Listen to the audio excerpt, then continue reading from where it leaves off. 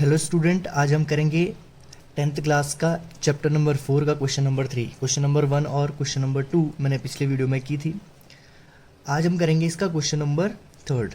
अब question number 3 क्या है, कह रहा है is it possible to design a rectangular mango grove whose length is twice, whose length जिसकी लेंथ ट्वाइस इट्स ब्रेथ, यानी कि इसकी जो लेंथ है वो उसके ब्रेथ के ट्वाइस है। यानी कि अगर सपोज दैट हम इसकी ब्रेथ को हम अगर x मान लेते हैं तो लेंथ ट्वाइस है, ट्वाइस यानी कि 2x है। तो यहाँ पे हम देखते हैं, आगे पढ़ते question. And the area is 800 metre square, if so find its length and breadth. इसको जो है हमने क्या करना है, अगर ये पॉसिबल हो रहा है तो इसका आंसर हमने फाइंड करना है। ठीक है, तो उसको पहले फिगर में एक यहाँ पे बना लेता हूँ, रेक्टेंगुलर मैंगो ग्रूव्स बना लेता हूँ। ये एक रेक्टेंगुलर मैंगो ग्रूव्स मैंने बनाया है। अब इसमें क्या है हमारे पास, इसमें नॉर्मली ये लेंथ है, इसको लेंथ मान लेते हैं, और ये इसकी ब्रेथ है। ठीक है, तो सबसे पहले हमें लेट करना पड़ेगा कि उसकी लेंथ और ब्रेथ किसको लेट करेंगे हम, इसकी ब्रेथ को लेट कर लेते हैं कि ब्रेथ इसकी कितनी है, x है। तो लेंथ कितनी हो जाएगी, उसने पहले भी बोला है whose length is twice its breadth, यानी कि ब्रेथ को अगर हमने x मान लिया तो लेंथ कितनी हो जाएगी, 2x हो जाएगी, ओके।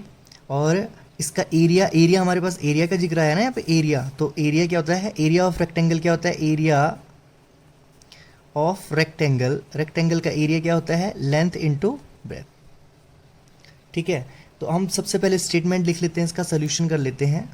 स्टेटमेंट क्या करेंगे, लेट करेंगे सबसे पहले इसकी ब्रेथ, तो लिख लेते हैं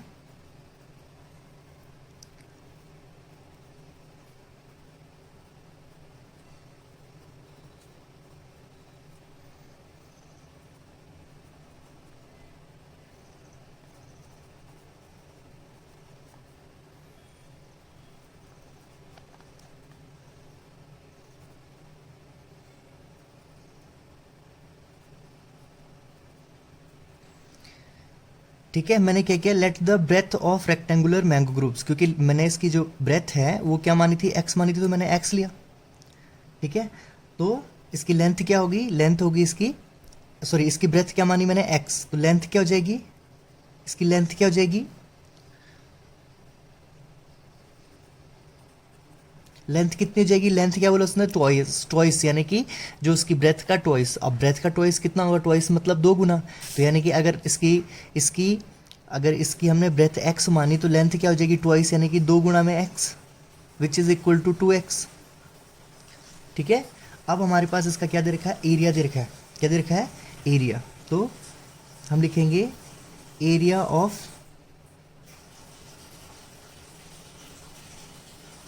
पूरा लिख सकते हो आप, एरिया ऑफ रेक्टेंगुलर मैंगो ग्रुव्स भी लिख सकते हैं।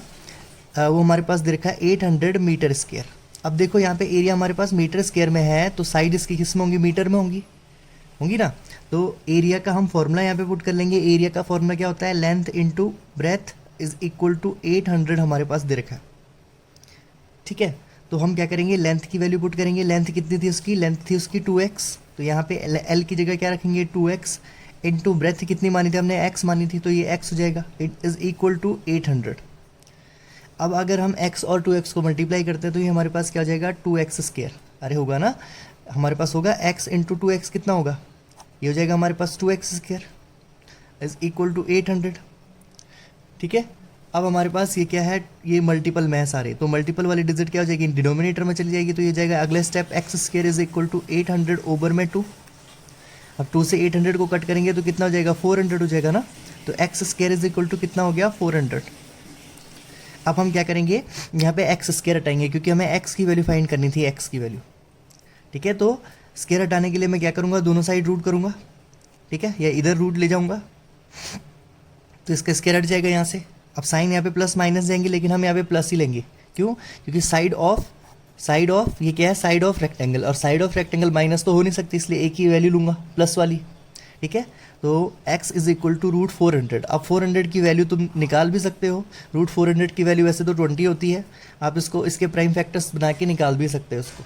ठीक है, इसके लिए बेस्ट है कि तुम 1 to 20 तक के जितने की भी रूट हैं, जैसे कि 1 का रूट 1 हो गया, ठीक है, इस तरह से और हम देख सकते हैं। √4 की वैल्यू तुम कर सकते हो 2, ठीक है, और 9 की वैल्यू तुम कर सकते हो 3, 16 की √16 की वैल्यू कितनी हो जाएगी 4। इस तरह से तुमने 20 तक याद कर लेने। तो √400 की वैल्यू कितनी होती है 20। तो हमारे पास 20 आ गया x की वैल्यू, और x क्या था, इसका ब्रेथ था। तो लेंथ कितनी होगी बोलो, लेंथ कितनी थी, ब्रेथ के 2x थी, यानी कि 2 into x is equal to length.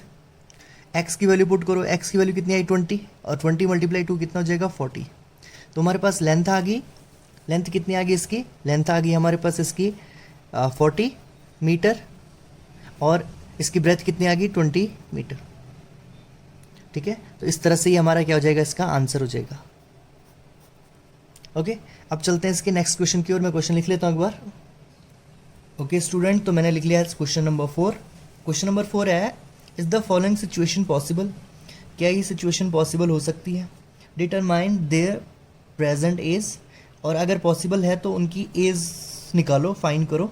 और क्वेश्चन यहाँ से शुरू हो रहा है, कह रहा है the sum of the age of 2 friends, 2 friends हैं और उनकी एज का सम, यानी कि उनकी एज अगर ऐड कर रहे हैं तो एज उनकी आ रही है 20, ठीक है। तो the sum of the age of 2 friends is 20, यानी कि 2 फ्रेंड्स हैं और उनकी एज का सम करेंगे। सपोज दैट अगर एक फ्रेंड है 12 ईयर का और एक फ्रेंड है 8 ईयर का, तो दोनों का सम करेंगे यानी कि प्लस करेंगे, तो हमारे पास 20। ये तो हमने अपनी तरफ से रखा, हमें यही फाइंड करना है कि उनकी एज क्या है, ठीक है। तो फर्स्ट कंडीशन ये होगी। अब सेकंड कंडीशन क्या कह रहा है, 4 ईयर्स एगो, 4 साल पहले, 4 साल पहले, एगो मतलब पहले, पीछे जाना पड़ेगा। अब सपोज दैट इसकी एज अगर मैं 12 मान लूँ, मैंने सोचा कि 12 था, तो 4 साल पहले इसकी एज कितनी हो जाएगी 12 माइनस 4, और इसकी कितनी होगी 8 माइनस 4, यानी कि 4 साल पहले उनकी एज का प्रोडक्ट, यानी कि उनकी एज का जो प्रोडक्ट है मल्टीप्लाई है, वो कितना आना चाहिए 48 आना चाहिए, ठीक है। तो यहाँ पे मैंने लिखा, दिखाने होगा। तो ये हमारे पास है। अगर मैंने पहली फ्रेंड का एज सपोज दैट मैं सोच रहा हूँ, अभी मैंने फाइंड नहीं किया, बस वैसे ही सोच रहा हूँ कि फर्स्ट फ्रेंड की एज अगर 12 है और सेकंड फ्रेंड की अगर एज 8 है, तो 20 आ रहा है दोनों का प्लस करके। ये फर्स्ट कंडीशन थी। और सेकंड कंडीशन में क्या कह रहा है कि 4 साल पहले, 4 साल पहले उनकी एज का प्रोडक्ट, तो 4 साल पहले यानी कि दोनों की एज में 4 साल कम करने पड़ेंगे। पहले फ्रेंड की एज 12 थी, तो 12 माइनस 4, और दूसरे फ्रेंड की एज 8 थी, तो उसमें भी 4 माइनस करना पड़ेगा, है ना। दोनों की एज में तो 4 साल माइनस होगा ना, ठीक है। तो अब हम सबसे पहले लेट करेंगे इसमें। हमें नहीं पता कि उनकी एज क्या है, ये तो मैं ऐसे तुम्हें समझाने के लिए यहाँ पे बोल रहा था। तो यहाँ पे सबसे पहले मेरे को लेट करना पड़ेगा, तो लेट कर लेता हूँ। Let the present age, let the present age, let the present age of first friend, first friend, first friend की एज मेरे को क्या लेट करनी पड़ेगी, एक्स लेट करनी पड़ेगी। Let the present age of first friend is equal to x, ठीक है। और सेकंड फ्रेंड की एज क्या हो जाएगी, सेकंड फ्रेंड की एज क्या हो जाएगी, अब बताओ।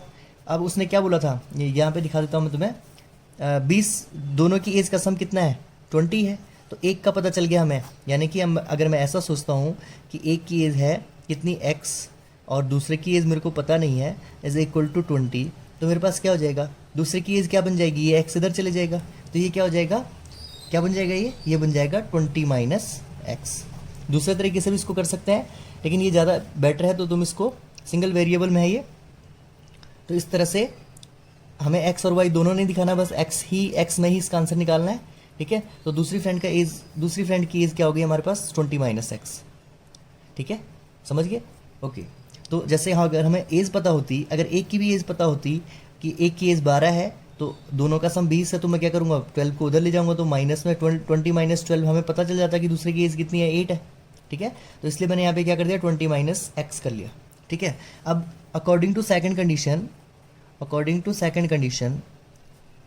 सेकंड कंडीशन के अकॉर्डिंग क्या हो रहा है कि 4 ईयर एगो, अब प्रेजेंट एज तो उनकी कितनी है, प्रेजेंट एज उनकी क्या है अभी x और एक की है x माइनस 20, तो उन दोनों में से हमें क्या करना पड़ेगा 4 ईयर्स एगो, यानी कि 4 ईयर्स क्या करने पड़ेंगे, घटाने पड़ेंगे। तो अब लिखूंगा, यहाँ पे लिख लेता हूँ 4 year ago age of first friend. First friend की एज पहले कितनी मानी थी हमने, x मानी थी, तो वो क्या जाएगी हमारे पास x माइनस 4 हो जाएगी, ठीक है। और एज ऑफ सेकंड फ्रेंड क्या हो जाएगी, एज ऑफ सेकंड फ्रेंड क्या हो जाएगी बोलो, सेकंड फ्रेंड की एज क्या है, सेकंड फ्रेंड की एज है x माइनस 20, तो ये क्या हो जाएगा 20 माइनस एक्स माइनस 4, दोनों में से 4 माइनस करना पड़ेगा ना, तो ये ओवरऑल कितना हो जाएगा, यहाँ पे डिजिट डिजिट माइनस हो जाती है, तो ये हो जाएगा 16 माइनस एक्स, हो जाएगा 16 माइनस एक्स, ठीक है। और वो क्या बोल रहा है, उनकी एज का प्रोडक्ट, उनकी एज का प्रोडक्ट 4 साल पहले उनकी एज का प्रोडक्ट कितना आ रहा है हमारे पास 48, तो इनकी एज का प्रोडक्ट दिखा दो, यानी कि पहले फ्रेंड की एज कितनी है x माइनस 4, प्रोडक्ट मतलब मल्टीप्लाई, दूसरे फ्रेंड का एज कितनी है 16 minus x is equal to कितना बोल रहा है 48, ठीक है। तो अब हम इसको सॉल्व करेंगे, क्या करेंगे इसको, नॉर्मली हमने 9th क्लास में भी देखा है, ठीक है, पर फिलहाल हम इसको सिंपली सॉल्व कर लेते हैं। x को 16 से मल्टीप्लाई करेंगे तो ये कितना हो जाएगा 16x, फिर इस x से x को मल्टीप्लाई करेंगे तो ये कितना हो जाएगा माइनस एक्स स्क्वायर, ओके।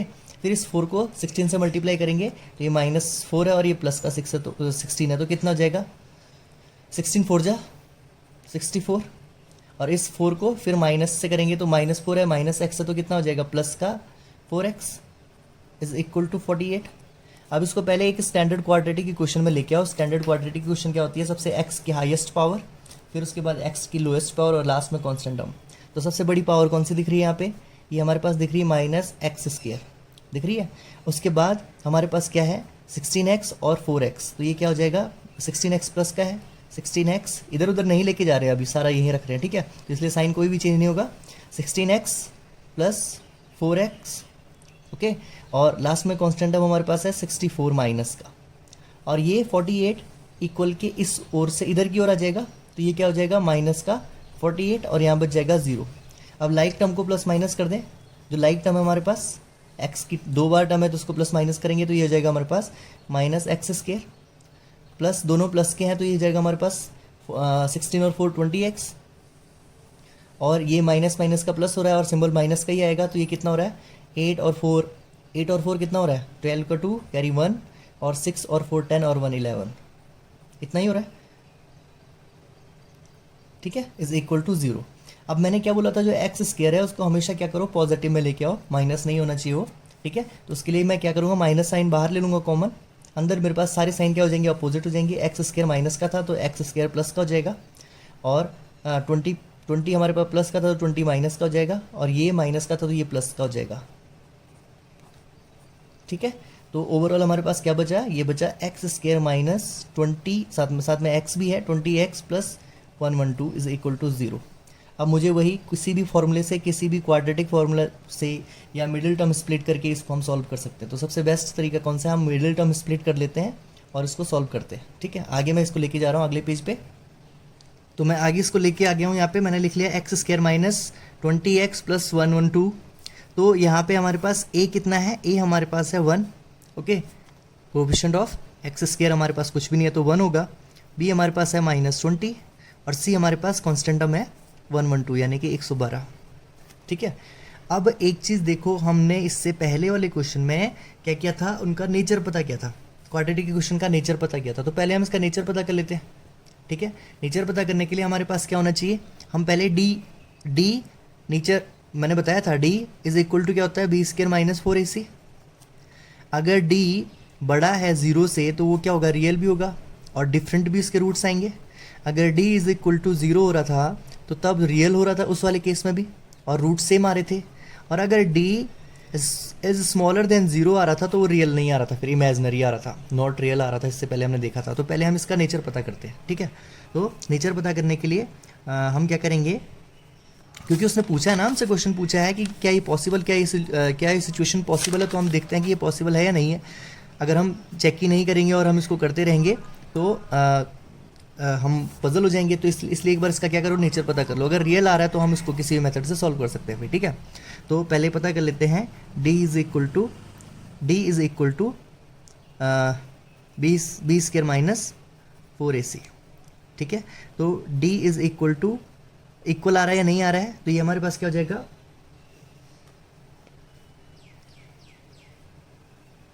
ठीक है। तो हम क्या करेंगे यहाँ पे B square minus four AC को देखते हैं कि ये जीरो से बड़ा आ रहा है या जीरो आ रहा है या जीरो से छोटा आ रहा है, ठीक है, बराबर नहीं करेंगे यहाँ पे।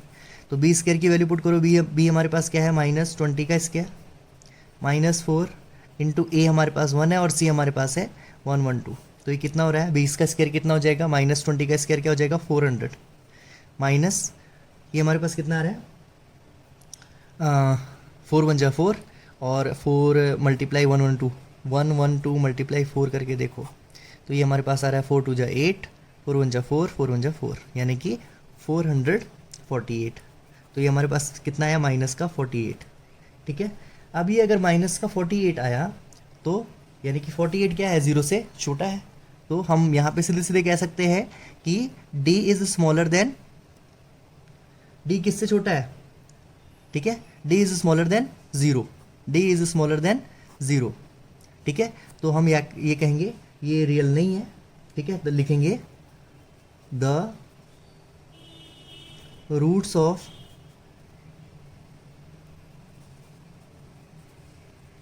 इक्वेशन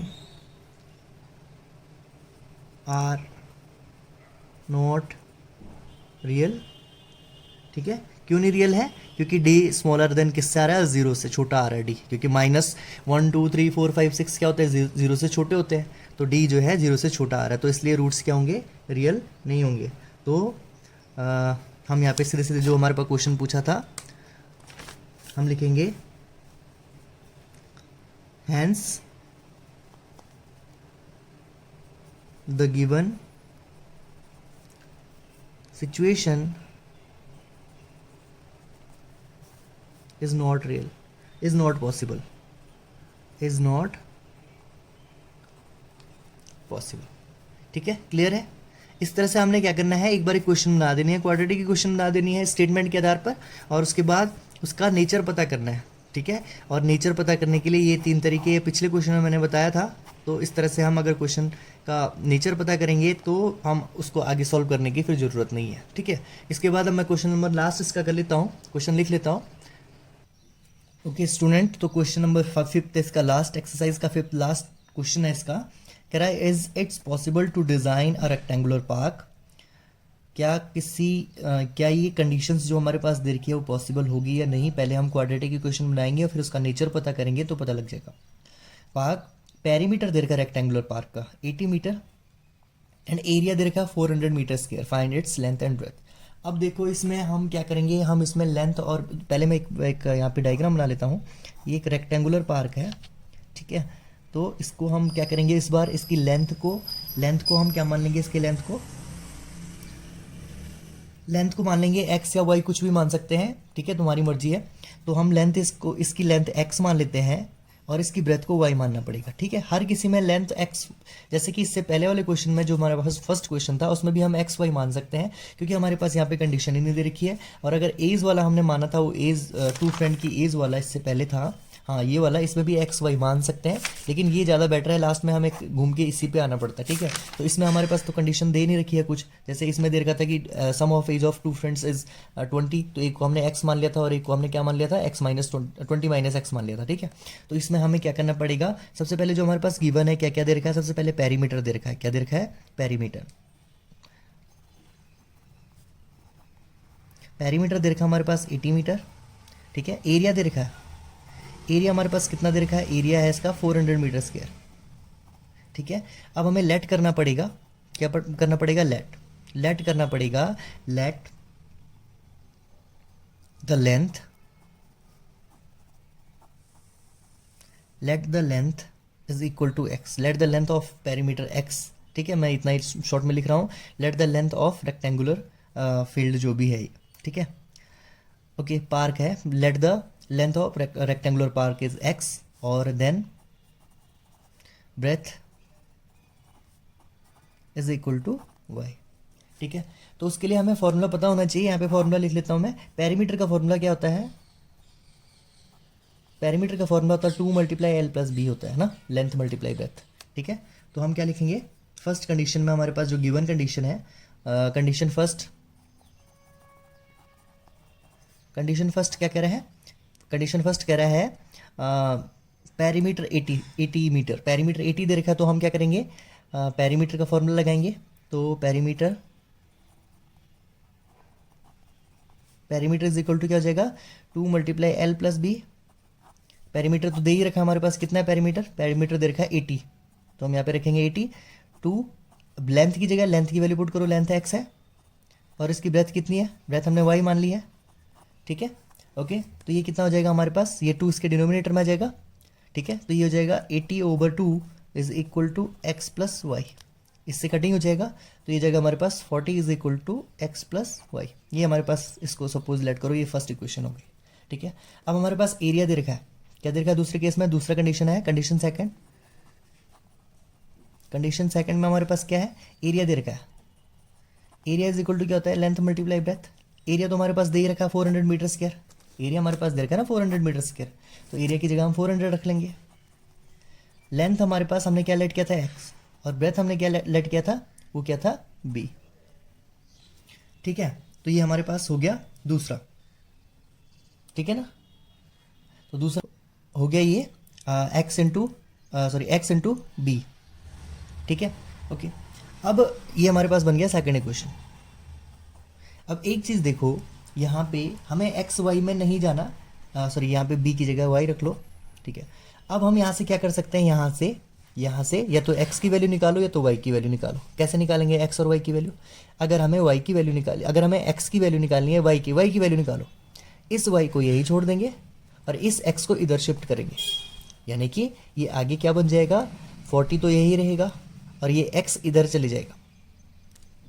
ये अगर हम x की वैल्यू निकाल रहे हैं तो ये y इधर शिफ्ट हो जाएगा, यानी कि ये y प्लस का है तो ये जाएगा माइनस का, ये y क्या हो जाएगा, इधर शिफ्ट हो जाएगा ना, तो ये हो जाएगा y माइनस का, और यहाँ बच जाएगा कितना x, यानी कि हम x की जगह x की वैल्यू ये रखेंगे, x की वैल्यू जहाँ पे x है यहाँ पे, वहाँ पे हम x की वैल्यू कितनी रखेंगे, 40 माइनस वाई, क्या रखेंगे 40 माइनस वाई, तो कितना हो जाएगा बोलो, ये हो जाएगा 400। हम पुट कर रहे हैं, पुट इसको इक्वेशन अगर हम थर्ड भी मानेंगे तो कोई दिक्कत नहीं है, ठीक है। तो हम क्या करेंगे,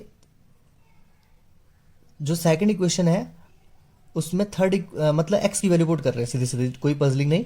तो 400 रहेगा, x की वैल्यू हम क्या रखेंगे, x की वैल्यू हमारे पास कितनी आ गई है, 40 माइनस वाई, ठीक है। यानी कि यहाँ पे हमने क्या कर दिया, यहाँ पे ये x की वैल्यू पुट कर दी वाली, ठीक है, ब्रैकेट के अंदर रखेंगे इनटू y।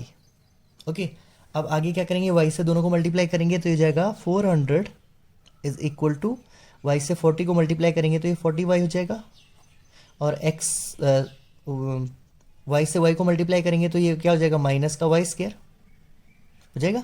अब इसको आगे ओके स्टूडेंट, तो मैं इसको अगले पेज पे ले आया हूँ। अब पहले मैं इसको क्या बनाऊंगा, एक स्टैंडर्ड क्वाड्रेटिक क्वेश्चन बनाऊंगा।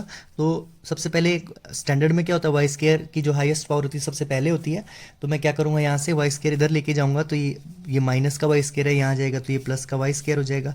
फिर वाई की टर्म आती है तो ये माइनस का कितना हो जाएगा, 40y हो जाएगा, और 400 पहले से यहाँ है तो ये प्लस का 400 ही रहेगा, इज इक्वल टू 0। अब यहाँ पे देखो a हमारे पास कितना है, ये एक स्टैंडर्ड क्वाड्रेटिक इक्वेशन हो गई है।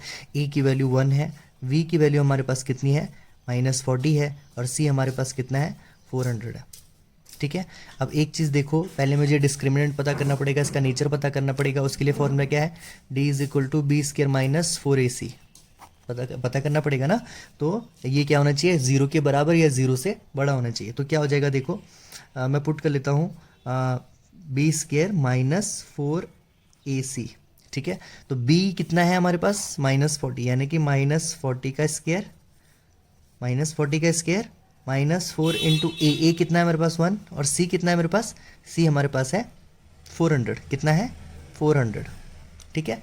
तो अब ये कितना हुआ, -40 स्क्वायर, यानी कि -40 मल्टीप्लाई -40, माइनस से माइनस कैंसिल, 4 4 जा 16, ये हो जाएगा मेरे पास कितना, 1600 हो जाएगा, -4 4 जा 16, तो ये 1600 कितना हो जाएगा, 0। मतलब 1600 में से 1600 माइनस हो गया तो बच गया मेरे पास 0। अब अगर d इज इक्वल टू 0 होता है, तो उसका नेचर कैसा होता है, वो रियल होता है ना, रियल क्या होता है, रियल। तो अब मतलब हमें पता चल गया कि ये पॉसिबल है। पॉसिबल कब पता लगता है, जब उसका नेचर रियल आता है, ठीक है, जब उसका नेचर क्या आता है, रियल आता है। ठीक है, तो अब हम क्या करेंगे आगे, तो हमारे पास पता चल गया इसका नेचर क्या है, रियल है। ठीक है, तो अब हम इस पे क्या लगाएंगे, क्वाड्रेटिक इक्वेशन लगा लेते हैं। मिडिल टर्म स्प्लिट करके भी कर सकते हैं, क्वाड्रेटिक इक्वेशन लगा के भी कर सकते हैं।